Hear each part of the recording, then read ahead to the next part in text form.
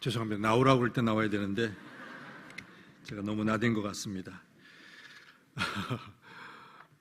조 목사님 항상 이게 성격이 좀 깔끔하셔가지고 지난번에 한번 왔고 이제 조 목사님 오신 다음에 두 번째 온 것 같은데 목사님 그 성품답게 교회가 변해가는 것 같습니다. 막 그냥 열이 딱딱 맞고요. 질서정연한. 제가 좋아하는 시인 정호승이 쓴 외로우니까 사람이다라는 그 시가 있는데요. 그 시구에 이런 내용이 있습니다. 공연이 오지 않는 전화를 기다리지 마라. 외로우니까 사람이다. 이렇게 그런 시구가 나오는데 은퇴한 다음에 큰 변화는 전화가 안 오더라고.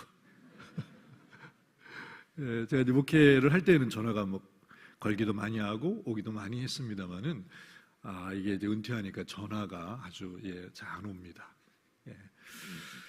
근데 전화를 누가 해주면은 그냥 자연스럽게 전화해줘서 고맙다. 그다음에 찾아오면은 찾아와줘서 고맙다. 그 다음에는 세 번째는 초청해줘서 고맙다. 조 목사님 감사합니다. 불러줘가지고 얼마나 감사한지 모릅니다. 오늘 뭐 같이 받을 상, 내가 받을 상이라는 제목을 함께 말씀을 나누고 싶습니다. 이제 그 신앙의 두 가지 영역이 있어요. 하나는 존재에 대한 존재의 변화, 그 다음에는 두 번째는 사역의 변화입니다. 좋은 사람이 되는 것과 좋은 일꾼이 되는 거죠. 하나님의 사람은 좋은 사람이 돼야 되고 또 좋은 일꾼이 돼야 됩니다. 이 두 개의 이 변화가 함께 나타날 수 있다면 얼마나 좋습니까? 저도 사위를 보고 며느리를 봤는데요. 사위와 며느리를 볼 때 여러분 다 비슷할 거예요. 좋은 사람이 돼야 되고 좋은 사람이 왔으면 좋겠다. 성품이 좋은 사람이, 두 번째 일을 좀 잘하는 사람이 왔으면 좋겠다. 좋은 사람이 아니면 우리 아이들이 힘들 거 아니에요. 마음으로 힘들 거 아니에요. 그죠? 근데 좀 반대편에 이제 일하실 능력이 부족하면은 고생시킬 거 아닙니까? 몸고생, 마음고생 시키게 되니까 좋은 사람이어야 될 뿐 아니라 좋은 일꾼이 되면 더 좋겠다 하는 생각이 있습니다. 이 직분과 은사는 사역을 위한 겁니다. 왜 하나님께서 우리에게 직분을 주었을까요? 사역을 위해서. 우리에게 왜 하나님이 은사를 주셨을까요? 사역을 위해서. 사역이라는 말은 일이에요. 일. 좋은 일꾼이 되기 위해서 직분도 필요한 것이고 또 은사도 필요한 것입니다.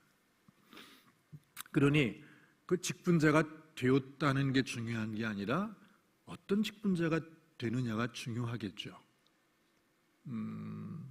칭찬받는, 부르신 분으로부터 칭찬받는 일꾼, 그 다음에 상 받는 일꾼이 되면 좋겠어요. 주님 앞에 섰을 때 영광과 존귀가 있으면 얼마나 좋겠습니까? 칭찬받는 일꾼이 되면은 얼마나 좋겠습니까? 저는 여러분들이 다 주 앞에 섰을 때 칭찬받고 영광받고 존귀히 세워지는 상 받는 일꾼들이 되기를 주의 이름으로 축복합니다. 어떤 상을 받고 싶습니까? 또 누구로부터 무슨 상을 받아보았습니까? 제가 일종의 목회할 때 익산시청에서 상 주겠다고 오라고 그러더라고요. 청년들이 이제 성도들에게 저금통을 걷어서 이제 독거노인을 위해서 이렇게 사랑의 선물을 만들고 이렇게 나누어 주기도 하고요. 저희 교회 카페가 이제 좀 도심에 있다 보니까 그리고 교회 밖에 있다 보니까 좀 수익이 좀 좋았어요. 그래서 그 수익금으로 C에서 같이 운영하는 중고등학생 장학금도 많이 주기도 했습니다. 그런 거 했다고 상을 주겠다고 그러더라고요. 그래서 거절했어요. 거절한 이유는 별 상 받을 일이 아니라고 생각했기 때문이고, 그래서 시로부터 상을 받는다는 게 그저 그렇게 기분 좋은 일은 아닌 것 같았어요. 교회가 시청한테 상 주는 게 맞지 않을까 하는 생각이 들기도 했습니다. 정말 받고 싶은 상이 있어요. 시로부터 상을 받고 싶은 마음이 솔직히 많지는 않았어요. 진짜 받고 싶은 상이 있죠. 주님으로부터 우리를 부르신 일꾼으로 부르신 주님으로부터 상 받고 싶었습니다. 상을 받게 된다면 상을 받을 근거는 뭘까? 오늘 그 이야기를 사도 바울이 본문 말씀을 통해서 하고 있는데, 여러분도 이 바울이 말하는 어떻게 하면 상을 받게 되는가, 상 받게 된다면 받을 만한 근거가 무엇인가를 같이 좀 생각하고 나눠보면 좋겠습니다. 이 상을 받기 위해서는 굉장히 중요한 바울의 이 개념이 있습니다. 그것은 의무와 권리의 상관관계입니다. 의무는 뭐죠? 의무는 어떤 면에서 갚아야 할 부채와 같아요. 반대로 권리는 누려야 할 자산과 같습니다. 의무는 마이너스인 셈이고 권리는 플러스인 셈이에요. 경제적으로 따져본다면. 자, 의무 한번 얘기해 볼까요? 의무는 마땅히 해야 될 일입니다. 바울의 논리는 분명해요. 의무에는 상이 있을까요? 없을까요? 의무는 상이 없어요. 해야 될 일을 했다고 상 주지는 않아요. 우리 4대 의무 있죠. 국민의 4대 의무. 국방, 교육, 납세, 근로. 국방의 의무를 다했다고 상 받지는 않죠? 마땅히 해야 될 일이니까.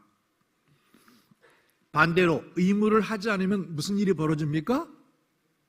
벌을 받습니다. 의무는 상 받을 일이 아니고 의무를 하지 않으면 벌을 받습니다. 바울에게 전도는 의무였을까요? 권리였을까요? 바울에게 전도는 의무였습니다. 마땅히 부름받은 자가 마땅히 해야 할 일이었어요. 그래서 바울은 전도는 상 받을 일이 아니라고 생각했어요. 전도가 의미가 없다는 얘기가 아니라, 중요하지 않다는 이야기가 아니라, 의무와 권리의 상관관계에서 분류한다면 전도는 권리에 속하는 일이 아니라 의무에 속하는 일이라고 생각했기 때문에 자기가 전도한다고 상 받을 것으로 생각하지는 않았어요. 반대로 전도를 하지 않으면 벌을 받는다고 생각했습니다. 이렇게 기록되어 있죠. 내가 복음을 전할지라도 자랑할 것이 없음은 내가 부득불할 일입니다. 내가 복음을 전하지 아니하면 내게 화가 있겠다. 바울이 생각했어요. 전도가 중요한 일이지만 의무에 속하는 일이기 때문에 전도한다고 상 받는 일은 아니고, 반대로 전도를 하지 않으면 내가 벌을 받을 거라고 생각했습니다. 그러니까 그는 왜 전도했습니까? 상 받기 위해 전도한 게 아니라 벌 받지 않기 위해서 전도했던 거예요. 좀 당황하신 것 같습니다.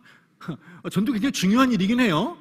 그렇지만 전도는 의무에 속한 일이기 때문에, 부득불할 일이기 때문에 한다고 상을 받지는 않는다.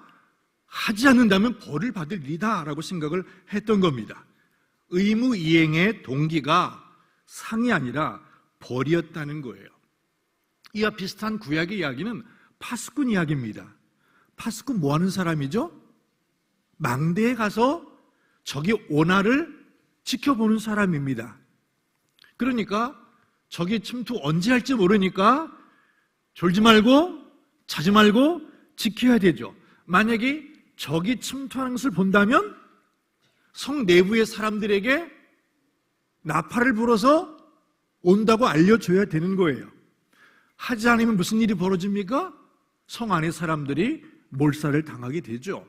의무가 중대합니다. 이 파수꾼 역할 비슷한 게, 군대 가면은 불침번을 서요. 1시간 단위로 병사들이 밤에 자지 않고 보초를 서죠. 그것을 불침번이라고 말합니다. 그런데 근무자가 제 시간에 나오지 않거나 졸았다면, 근무를 태만했다면, 전체를 담당하는 일직 사령이 돌다가 발견하면 무슨 일이 벌어집니까? 영창에 갑니다. 영창에. 불침번을 섰다고 상을 주지는 않아요. 불침번을 잘못 쓰면 영창에 갑니다. 교회는 전도했다고 상 주죠. 성경 읽었다고 상 주죠. 상 줄 일도 아니고 상 받을 일도 아니지만 그저 권장의 차원에서 하겠죠. 우리 한번 돌아보면 좋겠어요. 우리가 상 받기는 고사하고 벌을 받으면 되겠습니까? 안 되죠. 벌도 받지 말아야 되고 상은 받아야 되겠죠. 근데 상도 못 받으면서 벌까지 받는다면 안 되는 일이죠. 그럼 우리 재직이 교회 구성원들이 우리에게 부여된 의무가 뭔가, 마땅히 해야 될 일, 부득불해야 될 일이 뭔가를 잘 돌아보셔야 돼요. 좋은 일꾼이라는 것은 벌을 받지 않을 뿐만 아니라 상을 받는 일꾼이 되겠죠. 그런 일꾼이 되기 위해서는 내게 부여된 마땅히 해야 될 일이 무엇인가를 깊이 생각해 보지 않으면 안 된다는 말입니다. 재직이라면 당연히 재정적 의무가 있겠죠? 교회가 운영되려면, 교회가 하나님의 일과 사업을 감당하려면 재정이 필요하지 않습니까? 그럼 재정적 의무를 담당하죠. 물론 헌금은 하나님께 드리는 일이지만 실제적으로는 교회가 운영되고 교회가 하나님의 사업을 감당하기 위해서는 재정이 필요하지 않습니까? 그렇다면 교회 중직을 맡고 있는 재직들은 그 재정적 의무를 다하는 게 맞습니다. 물론 11조 안 한다고 목사님이 소환해서 벌을 주지는 않겠지만 좀 주님 앞에서는 좀 걸쩍지근하겠죠. 재정적 의무. 또 우리가 재직이라면 봉사 의무도 있지 않겠습니까? 재정적 의무, 봉사 의무를 내가 과연 잘 수행하고 있는 재직인가? 아니면 그냥 이름만 있는, 직분만 있는, 그래서 하나님 우리에게 주신 직분도 아무 실작이 없고 우리에게 주신 은사도 아무런 사용도 하지 않는, 그냥 가지고만 일꾼이라면 당연히 책망을 받겠죠. 한 달한테 받은 사람처럼 가지고 아무것도 안 하는 거예요. 직분 가지고 아무것도 안 하고 주신 은사 가지고 아무것도 하지 않는 그런 무책임한 일꾼이라면, 의무를 다하지 않는 일꾼이라면 문제가 있지 않겠습니까? 마땅히 해야 될 일을 하지 않는다면 주님으로부터 책망 그리고 책벌을 피할 수는 없을 겁니다. 한번 이 시간에 나는 의무를 다하는 책임 있는 일꾼인가를 좀 속속히 돌아보면 좋겠습니다. 그렇다면 두 번째는 무엇을 해야 상을 받는가? 그럼 어떻게 하면 벌 받지 않을 수 있는가를 이야기했다면 이제는 어떻게 하면 상을 받을 수 있는가를 이야기하겠습니다. 상을 받으려면 의무를 넘어서야 됩니다. 의무를 넘어선 게 뭐냐면 권리에 관한 거예요. 권리. 사도 바울은 권리에 대한 이야기, 즉 상 받을 일에 대한 이야기를 하면서 두 가지 이야기를 합니다. 첫 번째 이야기는 값없이입니다. 값없이. 값없이란 말을 좀 유식하게 말하면 무상성, 유상이 있고 무상이 있죠. 유상은 값이시, 무상은 값없이, 무상성이라고 말합니다. 복음의 가장 강력한 무기는 무상성이 있습니다. 마태복음 6장 1절 말씀입니다. 사람에게 보이려고 그들 앞에서 너의 의를 행하지 않도록 주의하라. 그렇지 아니하면 하늘에 계신 너희 아버지께 상을 얻지 못한다. 여러분, 상은 중복해서 받을 수 없습니다. 사람에게 상을 받았다면 하나님에게 상 받을 수 없겠죠. 사람에게 이미 영광을 받았다면 하나님께 받을 영광이 없다는 뜻입니다. 나름대로 일했는데 그분 앞에 섰을 때 받을 상이 없다면 어떻게 되겠습니까? 참 허망한 일이죠. 물론 하나님 우리에게 상 주실 의무가 있는 건 아니지만 주님은 자신의 일에 충성스럽게 순종하는 사람에게 상 주기를 기뻐하세요. 여러분, 세상에 기본 규칙이 있습니다. 세상의 기본 규칙은 주고받기입니다. 주고받기. 이 무언의 규칙을 어기면 안 됩니다. 주고받기라는 말은 세상의 관계는 다 거래적 관계예요. 거래적 관계. 내가 무엇을 누구에게 줬다면 그 사람은 나에게 그에 상응하는 뭔가를 돌려주지 않으면 안 됩니다. 돌려주지 않는 사람 뭐라고 말합니까? 저 사람은 예의가 없다, 상식이 없는 사람이다 라고 말할 겁니다. 내가 누군가에게 무엇을 준다면 최소한의 것을 돌려받기를 기대하고 있어요. 사람과의 관계만이 아니라 때로는 하나님과의 관계조차도 내가 하나님께 무엇을 했으니 하나님 나한테 무엇을 주셔야 된다는 기본적인 논리를 가지고 있습니다. 여러분, 종교와 신앙은 뚜렷하게 구별이 됩니다. 종교는 거래적입니다. 신앙은 결코 거래적이지 않습니다. 여러분과 하나님 관계는 거래적입니까? 거래적이지 않습니까? 지성이면 감천이다. 이건 거래적입니다. 지성이면 감천이란 말은 교회에서는 통할 수 없는 이야기입니다. 종교에서는 통하겠죠. 그렇지만 교회에서는, 참신앙 안에서는 지성이면 감천이란 말은 통하지 않습니다. 결과는 나의 노력의 산물일 수 없다는 겁니다. 내가 무엇하냐 하나님이 나에게 이와 같은 것을 되돌려 주셨다라고 하는 기본 구조는 매우 잘못된 생각입니다. 자신의 헌신과 노력의 결과로 하나님 나에게 복 주셨다? 적절하지 않은 논리입니다. 여러분, 기도 응답은 기도의 결과입니까? 저는 그렇게 생각하지 않습니다. 하나는 우리의 기도에 응답해야 될 의무가 있는 게 아닙니다. 우리는 하나님께 무엇을 맡겨놓은 것도 아닙니다. 그래서 하나님이 나에게 무언가를 되돌려줄 의무가 있는 게 아니세요. 기도 응답은 전적으로 내 기도의 결과라기보다는 그분의 축복이고 그분의 선물입니다.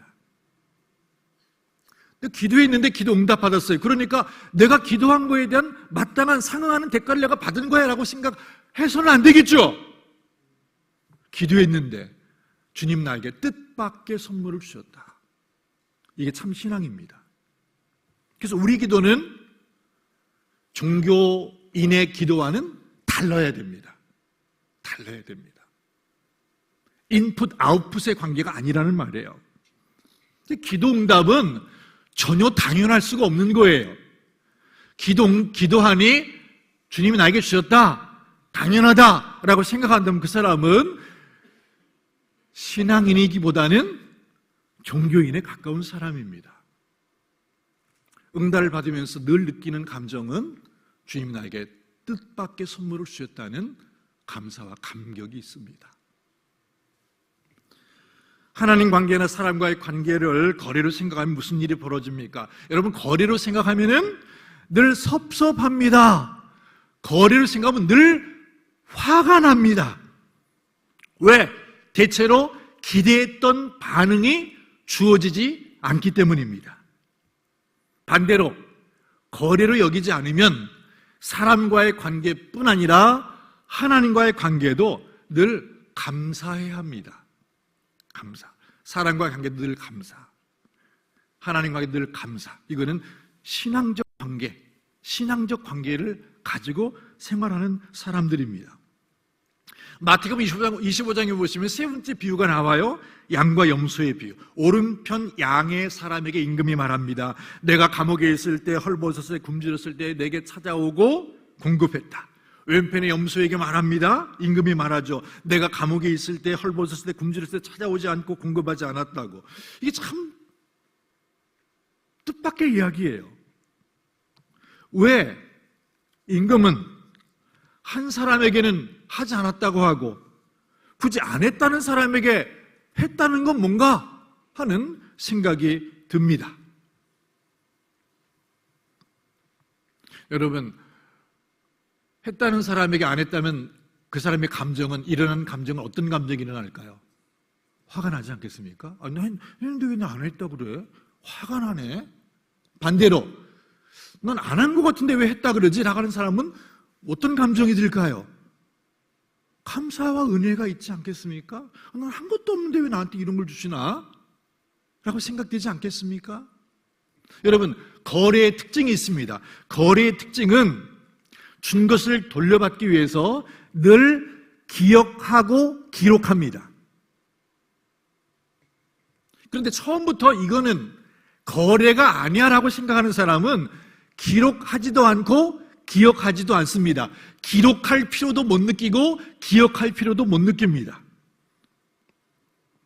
아마 제 생각에는 오른편 양은 처음부터 거래라고 생각하지 않았기 때문에 적어두지도 않고 기억도 안 했을 거예요. 기억할 마음도 없었을 거예요. 그러니까 내가 한 거가 생각이 안 나는데 라고 생각을 했을 것 같아요. 여러분, 참 놀라운 특징이 있습니다. 사랑을 베푼 사람은 전혀 기억하지 않는데 사랑받은 사람은 기억합니다. 그런 일 많이 있지 않나요? 난 너한테 한 거 별로 없는 것 같은데, 아니야, 목사님 나한테 그때 어떻게 해줬어? 너무 고마웠어. 그렇죠. 너무 고마웠어. 내가 언제 그렇게 했지라고 생각을 할 거예요. 그런데 사랑을 받은 사람은 느낄까요? 느끼죠. 나는 잊을 수가 없어. 네가 나한테 베푼 사랑, 그 한마디가 그때 손에 주어졌던 얼마의 돈이 나를 일으켜줬어. 너무 고마워. 나는 생각도 안 나는데 내가 언제 그랬지? 라고 생각을 할 겁니다. 그게 믿음의 관계예요. 하나님과의 관계, 그리고 사람과의 관계가 그런 관계가 돼야 되겠지. 서울대 법의학 교수인 유성호 이야기입니다. 이분이 법의학이 뭐냐면요, 의과대 교수인데 시신 부검하는 사람이에요. 1500구의 시신을 부검했대요. 이분이 인터뷰 기사를 제가 구독하는 신문에서 읽게 되었는데요, 이분이 참 독특한 두 가지 일을 하더라고요. 첫 번째는 매년마다 연말이 되면 유언장을 쓴답니다. 매년마다 유언장을. 두 번째, 이 사람이 참 독특한 삶의 방식은 자기가 누군가에게 베풀면 그 사람에게 자기에게 돌아올 것을 전혀 기대하지 않는데요. 굉장히 독특하죠? 사람의 마음속에는 누군가에 뭘 베풀면은 그럼 저 사람이 나한테는 어떡하나? 저 사람이 나한테는 어떡하나라고 뭔가 생각을 하는데 자기는 아예 생각하지 않는데요. 아예 생각하지 않는데요. 저는 그 이야기를 딱 듣고서 너무 깜짝 놀랐어요. 이 사람이 정말 예수님 믿는 사람인지 안 믿는 사람인지 모르겠지만 이건 정말 복음적인 삶이 아닐 수가 없다라는 생각을 했습니다. 저는 빌레몬서를 읽으면서 사도 바울이야말로 정말 복음을 외친 사람만이 아니라 뼛속까지의 복음으로 가득 찬 사람이라는 생각을 했습니다. 그 이야기를 잘 아시죠? 바울과 빌레몬은 스승과 제자의 관계입니다. 그 사이에 누가 있냐면 오네시모라는 사람이 있어요. 오네시모는 빌레몬의 노예였습니다. 그런데 그가 주인의 것을 훔쳐서 도망갑니다. 그런데 그가 또 무슨 잘못된 일을 했는지 감옥에 갇히게 되고 감옥에서 바울을 만나게 됩니다. 바울은 그를 전도했고 양육해서 자신의 측근으로 두고 싶었고, 그래서 빌레몬서를 써서 오네시모의 편에 보냅니다. 빌레몬에게 보내는 편지죠. 그게 빌레몬서거든요. 그런데 바울은 빌레몬에게 보내는 편지에서 정말 놀라운 고백을 합니다.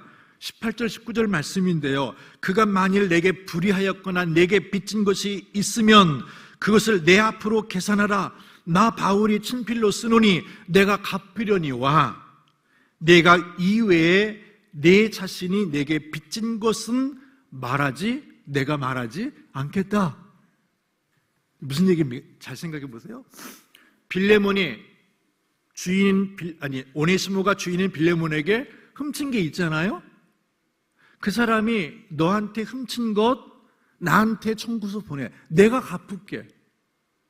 자기가 진 부채도 아닌데 오네시모의 부채를 자기가 갚겠대요. 그리고 더 놀라운 것은 네가 나한테 빚진 것은 청구하지 않겠다는 거예요. 깜짝 놀란 거예요. 여러분, 이게 뭔지 아십니까? 이게 바로 십자가입니다. 십자가. 예수님이 굳이 지실 필요가 없는 부채를 지시고 우리에게는 그냥 무상으로 은혜를 베푸시게 되는 거죠. 그래서 저는 이 빌레몬스를 읽으면서 놀란 거예요. 그는 입술로 복음을 외쳤을 뿐만 아니라 그 삶 자체가 복음이었다. 삶 자체가 복음이었다.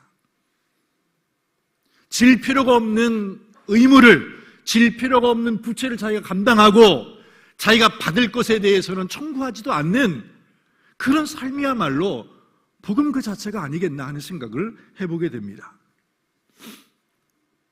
세상은 자본주의 세상이죠. 거래가 무언의 상식인 세상 속에 살고 있습니다. 세상은 그래서 이렇게 말합니다. 늘 얼마면 되겠니? 얼마면 되겠니? 되게 오만한 이야기죠. 그 세상을 향하여 주님 무엇이라 말하십니까? 무료. 값이 없어서 무료가 아니라 너무 값져서 무료입니다. 그게 바로 아까 제가 말씀드린 무상성이에요. 복음의 엄청난 폭발력은 이 자본주의 세상에서 가장 큰 핵폭탄 같은 폭발력은 복음의 무상성입니다. 무상성.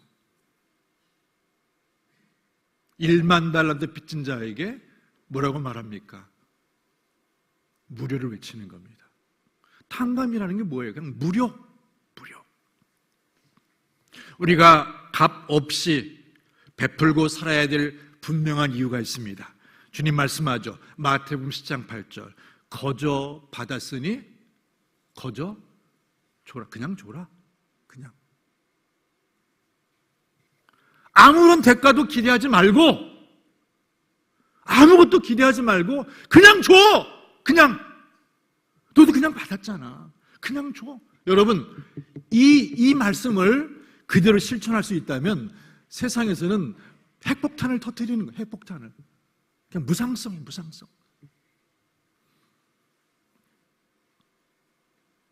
주님처럼 누군가에게 값없이 대가 없이 베풀었다면 여러분 상 받을 수 있습니다.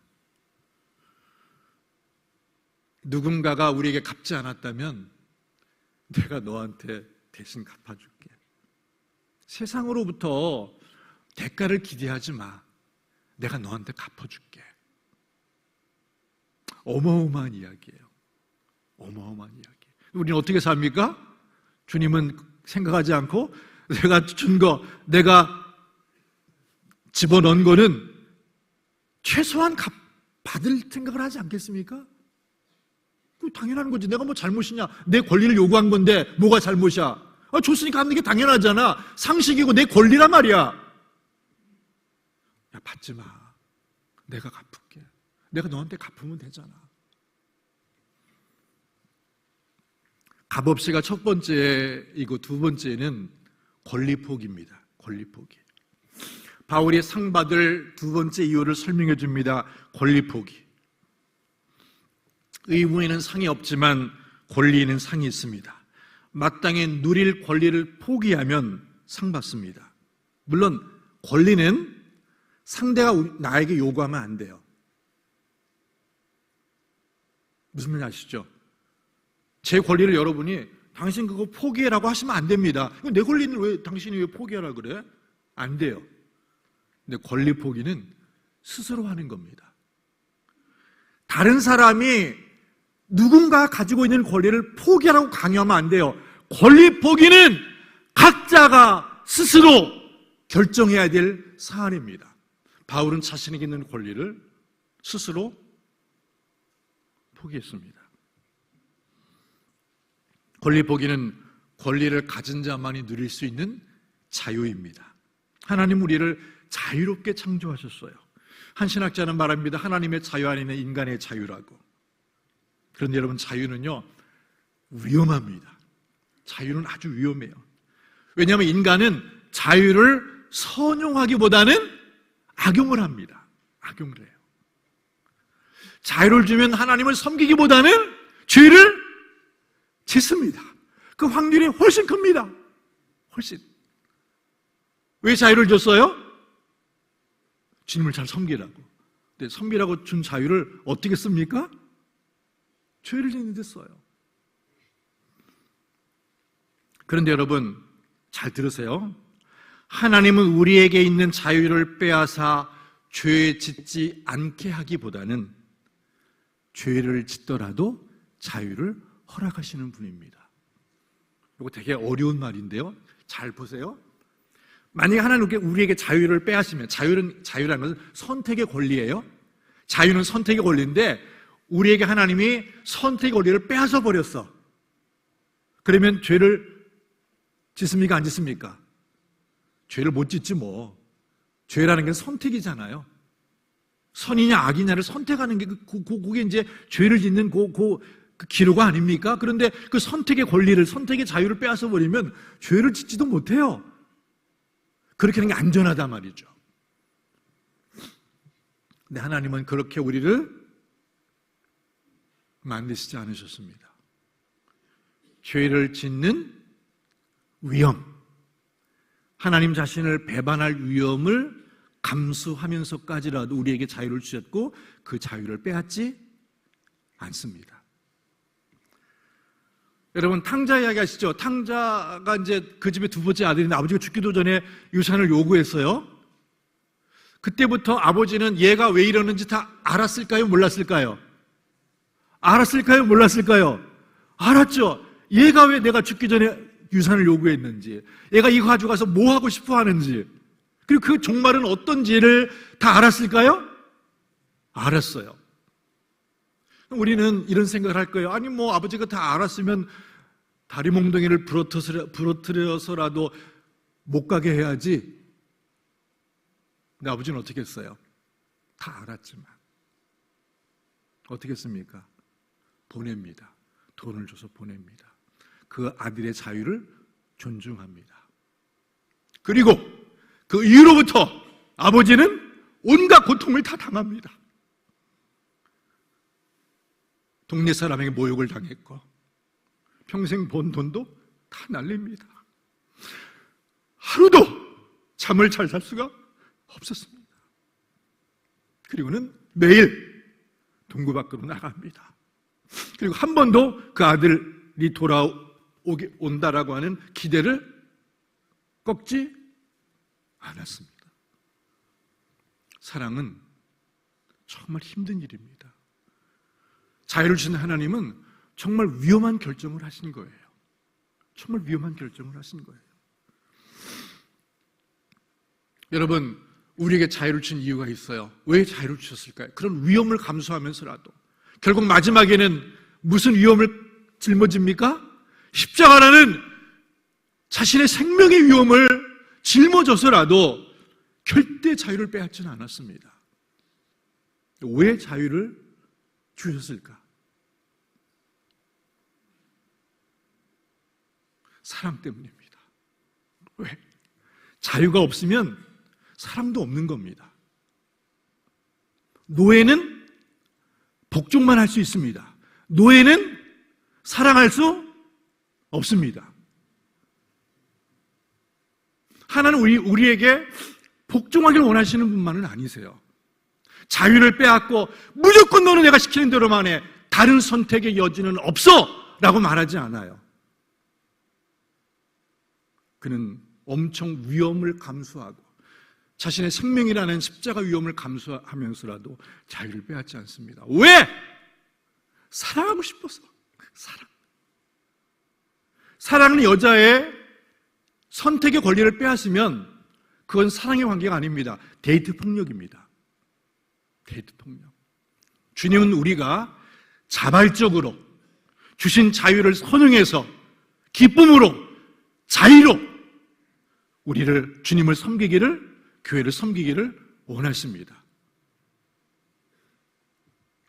권리는 빼앗으면 안 되죠.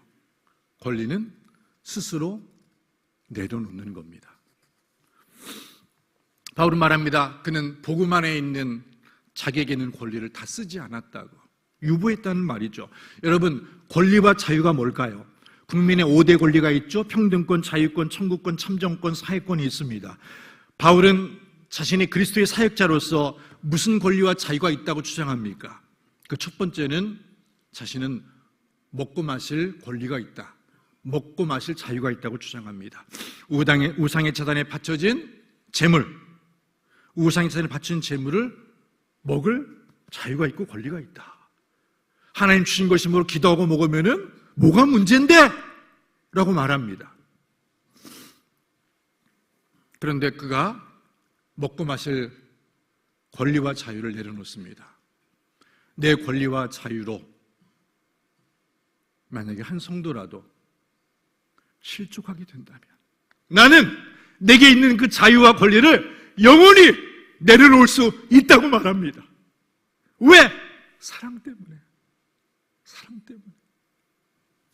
사랑하는 사람은 끊임없이 자신의 권리와 자유를 어떻게 포기할 것인가를 생각하게 되는 거죠.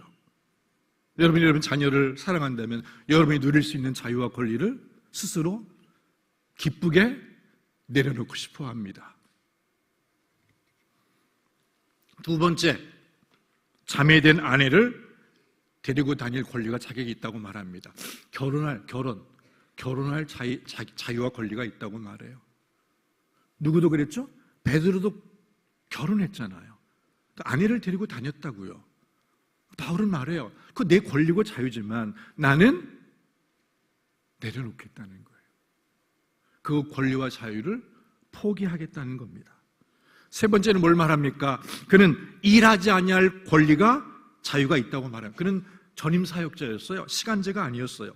그러니 전임 사역자라면 교회로부터 생활비를 충당받을 권리와 자유가 있는 거예요. 여러분, 조태성 목사님에게 오늘 당신의 권리와 자유를 유보하라고 강요하면 안 되겠죠. 목사님 이제 무료로 하십시오 라고 하시면 안 되는 거예요. 남의 권리와 자유를 침해하면 안 되죠. 바울의 경우는 자기가 그렇게 할 수 있지만 구제하지 않았다는 거예요. 그 카드를 쓰지 않았다는 거예요. 그래서 뭐 했죠? 텐트 메이커가 됐어요. 텐트 메이커가. 브리스길라와 아굴라와 함께 직업을 가진 복음 사역자가 되었다는 뜻입니다. 그는 이렇게 권리를 주장합니다. 자기 비용으로 군복무하는 사람은 없습니다. 포도를 심고 열매를 먹지 않는 사람은 없습니다. 양떼를 기르고 양떼의 젖을 먹지 않는 사람은 없습니다. 율법에도 곡식을 밟아 떠는 소에게 망을 씌우지 말라고 했습니다. 성전 일을 하는 이들은 성전에 나는 것을 먹으며 제단 섬기는 이들은 제단과 함께 나눕니다. 이렇게 말하죠. 내가 이렇게 말씀드린 이유는 저를 이렇게 대접해달라는 게 아닙니다. 의무에는 상이 없고 권리를 내려놓을 때 상 받는다고 믿었어요. 굳이 자기가 이렇게 쓸 수 있는 권리와 자유를 포기하고 내려놓았던 것은 사랑하기 때문이었고, 어떻게 하든지 하나님께 자기를 부르신 이에게 상 받고 싶었어. 상 받고 싶었어.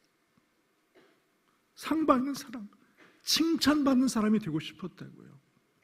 칭찬받으려면 의무를 이행하는 것으로 충분하지 않고 권리를 내려놓을 때, 권리를 포기할 때, 권리를 유보할 때만이 그분에게 상 받을 수 있다고 자기는 믿었던 거예요.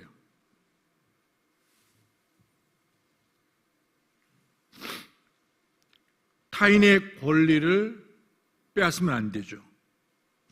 타인이 나의 권리를 빼앗을 때는 되게 기분 나빠요. 그렇지만 내가 스스로 내 권리를 내려놓을 때는 참 기쁩니다. 누군가가 나에게 있는 권리와 자유를 빼앗길 때는,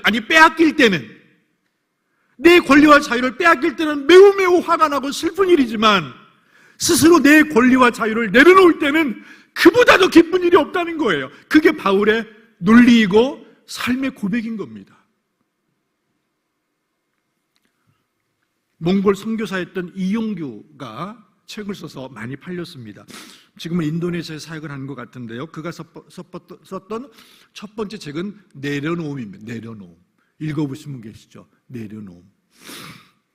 내려놓음의 부제가 이거예요. 내 인생의 가장 행복한 결심. 내려놓는 결심을 한 거예요. 자신에게 있는 권리, 자신의 자유를 가지고 이런 결정을 했다는 말이잖아요. 내려놓는 결정을 했는데 그 내려놓는 결정이 어땠다고요? 가장 행복한 결심. 아시는 대로 그가 하버드 대학에서 박사학위를 받았습니다. 그리고 몽골 선교지로 떠나서 몽골 국제학교 교수가 되었던 거예요. 이 편이 뭔지 아십니까? 더 내려놓음, 더 포기했던 거죠. 부재는 내 인생의 가장 소중한 은혜. 그래서 역설적이잖아요. 내가 가지고 있는 자유와 권리를 내려놓을 때마다 더 내려놓으니까 더 기쁜 거야, 더 행복한 거야.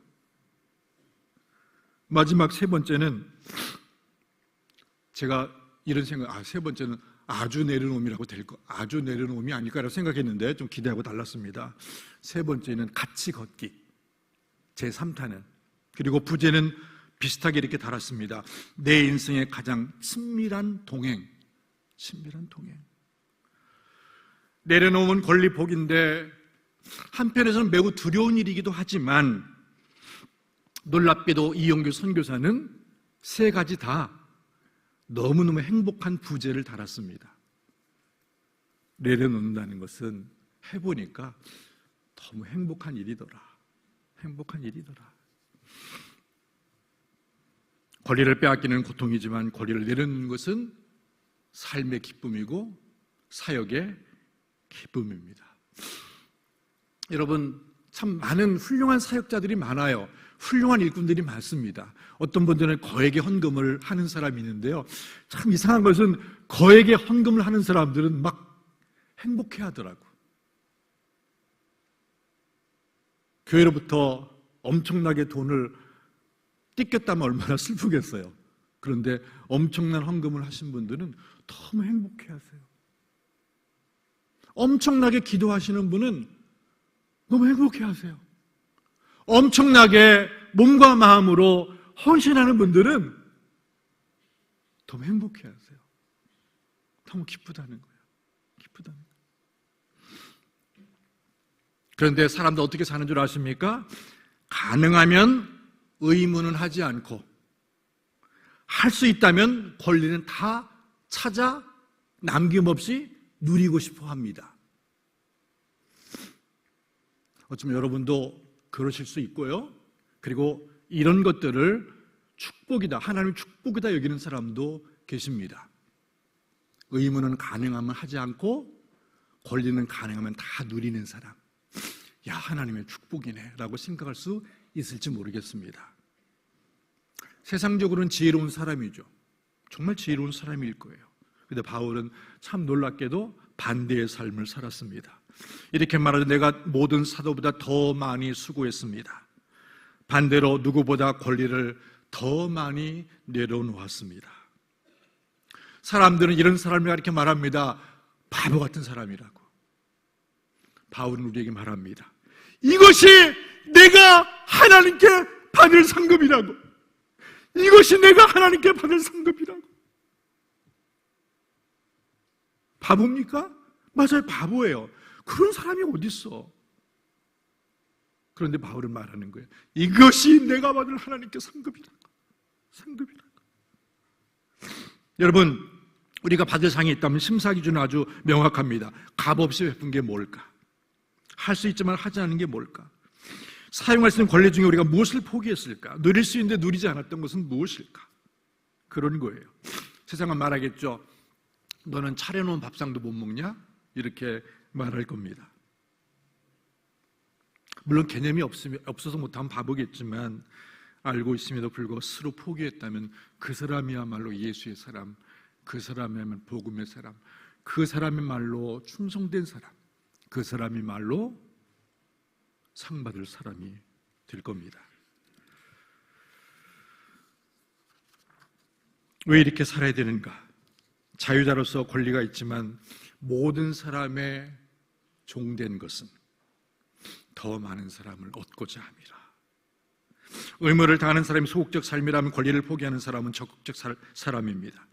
자유를 누리는 삶이 소극적 삶이라면 권리를 포기하는 사람은 적극적인 삶일 것입니다. 바울은 너무 분명했어요. 분명했어요. 이렇게 살면 우리는 어쩌면은 참 억울하다는 생각이 들지도 모르겠어요. 난 참 억울해 라고 생각할지 모르겠어요. 바울은 뭐라고요? 그게 내가 받을 상이야 라고 말할지 모르겠습니다. 대접받는 게 영광도 아니고 권리를 충분히 누리는 것도 영광이 아닙니다. 누릴 권리를 다 챙기면 어쩌면 추해 보일지도 모르겠습니다.